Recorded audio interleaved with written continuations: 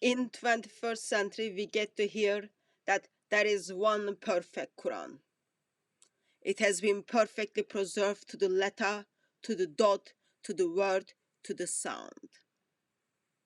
And today, if you want to put holes in the Quran, if you want to burn the Quran, you will have lots of troubles. But have you ever wondered how much fight, how much argument went through in the minds and lives of early Muslims soon after the death of Muhammad to give us this one perfect preserved Quran? Let's get to hear from Professor Yasin Dutton, where he is teaching Muslim missionaries, and some of them are from Speaker's Corner, about how Uthman wanted to stop Fitna, how Uthman was quite okay to burn the Quran, but above all, how Uthman was quite okay to overrule the Prophet of Islam. Let's hear the fights regarding the burning of the Quran. The question that comes up is whether the Uthmani Mus'hafs, now maybe I should just make a short detour here. The Prophet ﷺ transmitted the Quran obviously to the companions that were around him during the time that he was alive as prophet. I say that because obviously in his before he was 40, there was no revelation. So there was nothing to transmit. But when he became prophet, sallallahu alaihi wasallam, and was given the command from Sayyidina Jibreel, Iqra, from that time on, we then have the existence of the Quran as we now know it. So for the 10, 11 years that the Prophet, well, we should add Mecca, of course. So let's say 10 years Mecca, 10 years Medina, right? It's not accurate 100%, maybe 13 years altogether, 23 years. But let's go 10-10 because it's convenient. So 10 years in Mecca, various surahs being revealed, and then 10 years in Medina. And then the whole dating, of course, is from the move from the Hijrah. Therefore, we talk about the last 10, 11 years, meaning the time in Medina. And then the Prophet ﷺ died, Tuwfiya, in around the year 11.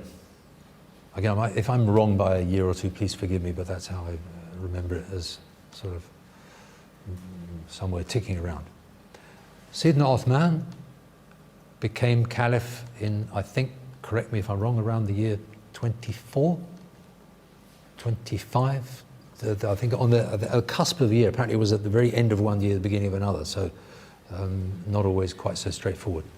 But around the year 24, everything continued exactly the same until around the year 30. In the year 30 or thereabouts, a man called, was he Hudhayfa ibn al-Yaman, or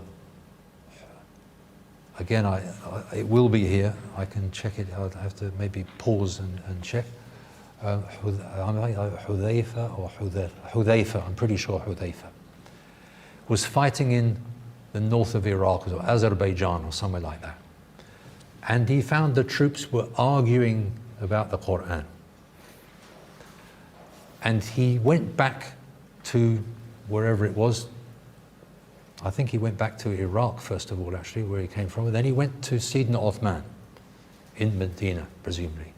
And he said to Sayyidina Uthman, radiallahu anhu, was the effect of, stop this community from going down the same route that the Jews and the Christians went. Adrik is the word, adrik hadil ummah. So catch hold of this ummah before it starts going down following the same path that the Jews and the Christians did with regard to their book, or their books. So Sayyidina Uthman says, what do you mean? He says, well, people are beginning to argue about the Quran, saying, I'm right, he's wrong, this is the correct way, and so on and so forth. So Sayyidina Uthman, of course, didn't want to just do anything straight away.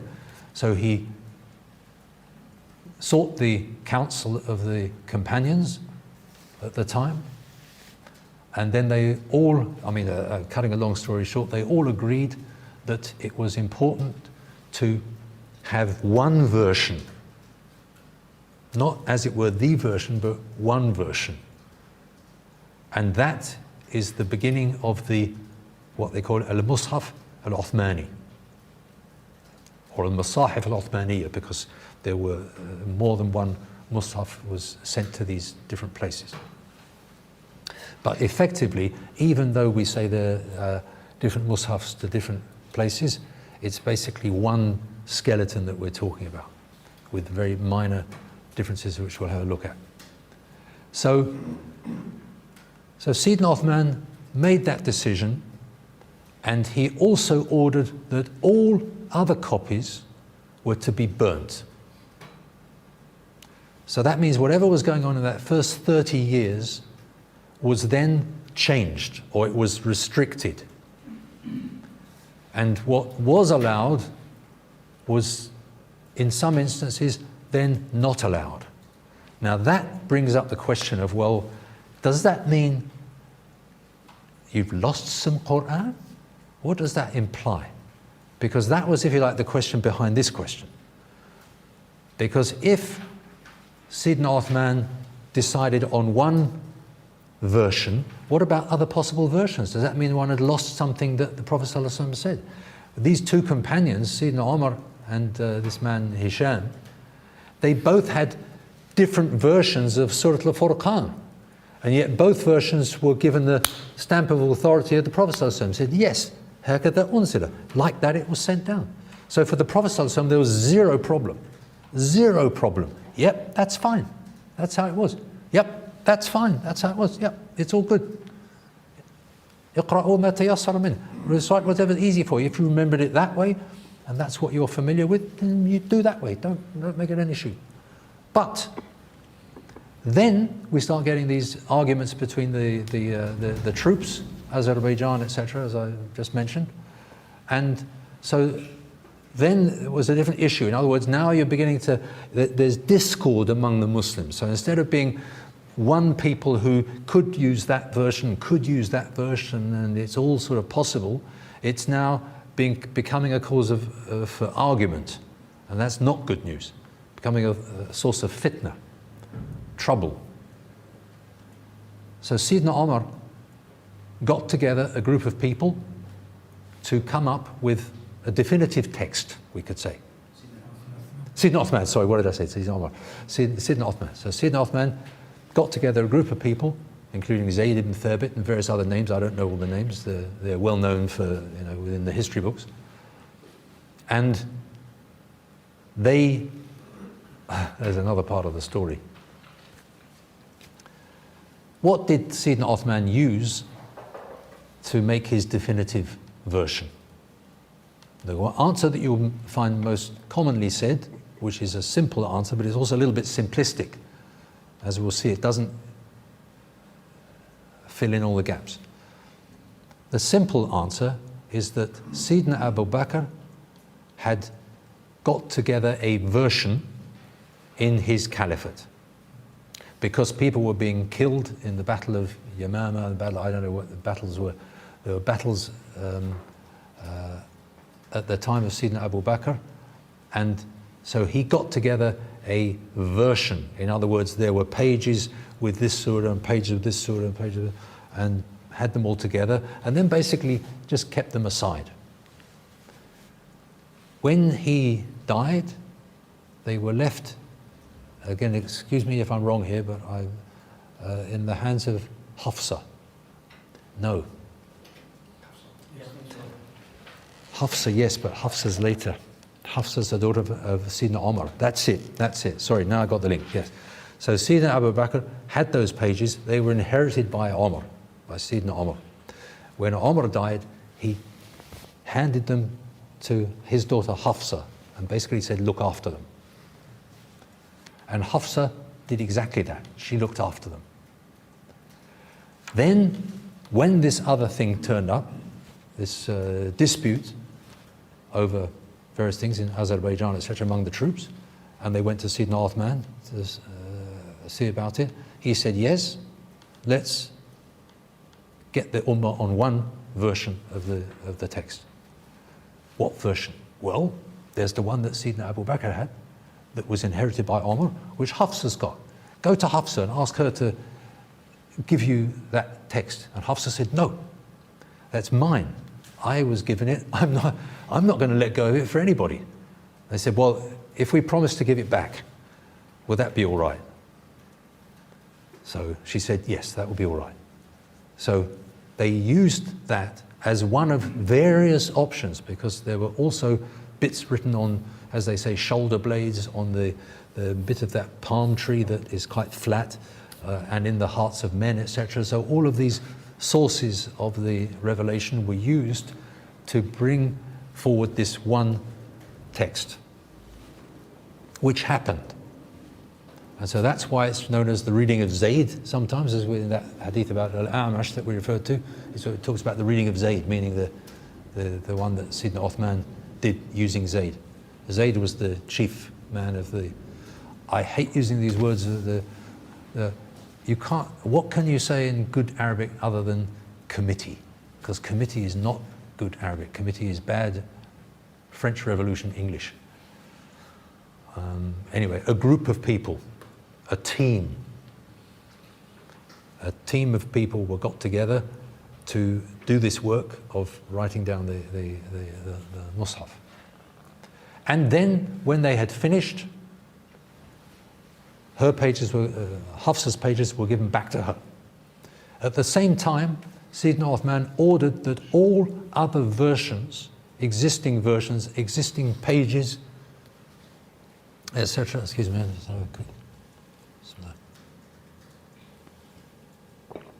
Were to be destroyed by burning or by washing away, if it's a question of the ink. So they use various words. Harq for burning, so some of the pages were burnt. And I think mahu was one of the words that was used for sort of wiping off, because if you write on parchment, you can scrape it off and reuse the parchment again a second time. Parchment's expensive, so you don't want to waste the material, so maybe they did it that way. So you can either scrape off the old text, or you can wash off the old text, or you can burn the old text. You can do at least those three versions are mentioned. What did he do with Hafsah's? Hafsah said, you're going to give me, I want my pages back. So he didn't burn Hafsah's pages. Tick, tick, tick, tick, tick, tick, tick, tick, tick, tick. Uthman passes away. There's Sayyidina Ali. And then Sayyidina Ali passes away. And then there's Sayyidina Muawiyah. Sayyidina Muawiyah passes away. Or was it Sayyidina Muawiyah? Yes. In the time of, no. It's important, it's important. Trouble is, it's 60 pages, I won't know where to find it.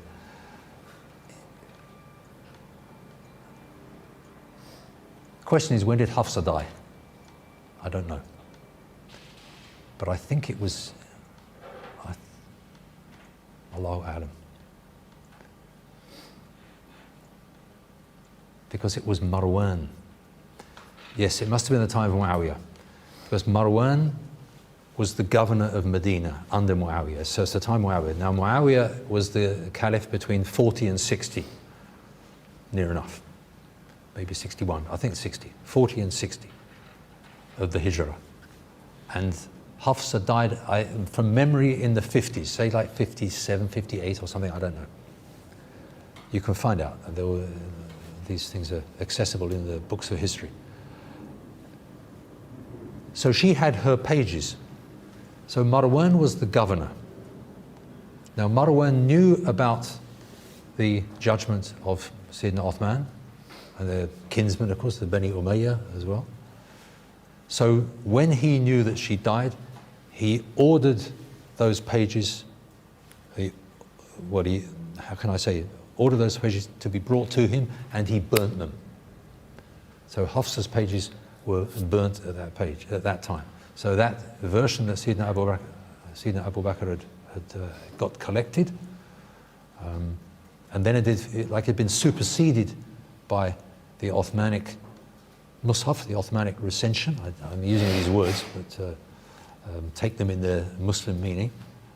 And he'd ordered everything else to be destroyed. So not in deference, because it's more than that, in obedience to that command, he, the governor of Medina at that time, when Hafsah died, said, we must burn these pages. If not, they will cause, I'm guessing here, but they are the cause of potential fitna in the future. Because if people see these and see that there's differences, they're going to say, whoa, no, you say one Quran, one this, one that, but there's multiple versions here. Whoa, what are we going to trust? It'll cause fitna, which it does, it still does now, which is one of the benefits, hopefully, of what we're studying now, that we can be armed against this fitna, because it's just fitna.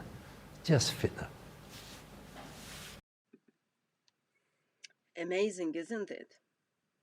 Of course, it is not my place to help a professor who is expert on Quranic materials and giving Quranic manuscripts and giving lecture on the preservation of the Quran.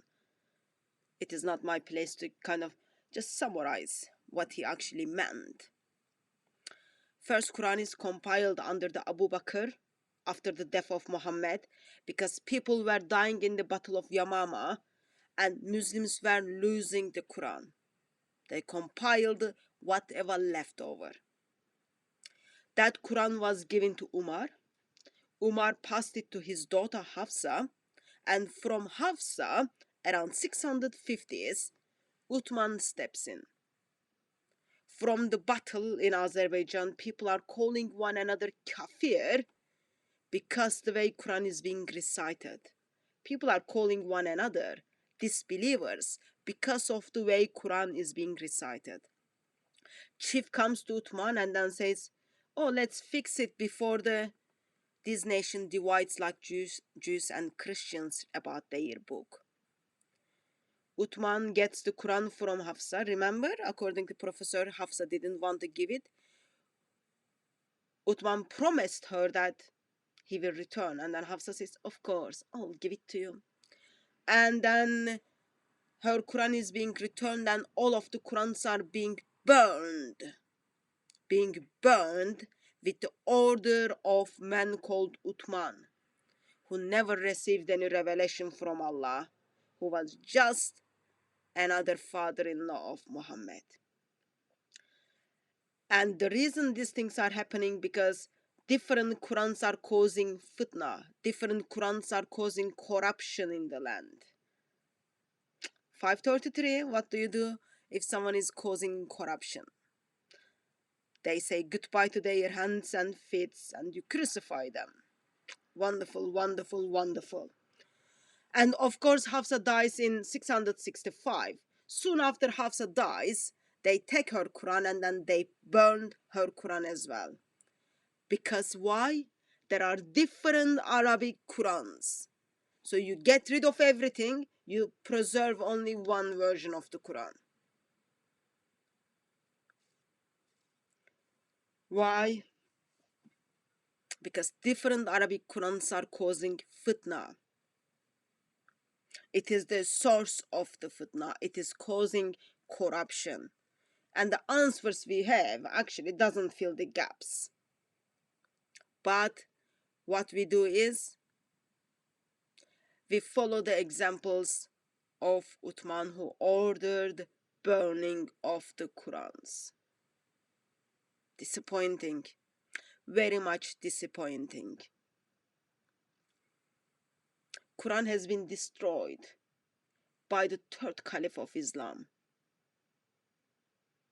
He thought it was alright to destroy the Quran, get rid of the differences, different versions.